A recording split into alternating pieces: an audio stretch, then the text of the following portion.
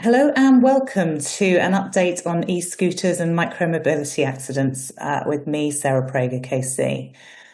Today we're going to talk about the advantages and the disadvantages associated with the use of e-vehicles. And we're talking about not just e-scooters, but also all varieties of e-vehicles, cargo bikes, mono-wheels, but e-scooters being the most popular by far. We don't really know how many e-scooters there are on the streets of the UK at the moment, but certainly well over 1 million. And it looks as if they're here to stay. They're very, very popular. And that's partly, I think, because they're convenient. It's very easy to get hold of an e-scooter. They're relatively cheap. And they're completely unregulated in practice, although theoretically they are well regulated.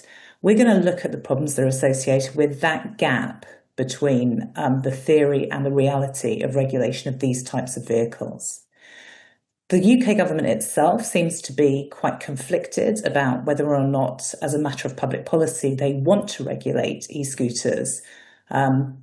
And if so, to what degree? If you look on the government website, they give advice, for example, about how to avoid lithium fires associated with charging e-scooters.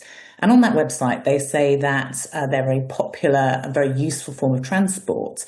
But it is worth bearing in mind that use of private e-scooters is actually illegal on public roads.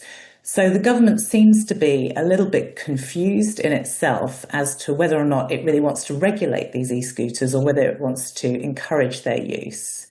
But it's right to say that for those people with limited mobility, this type of technology is enabling them to gain access to transport.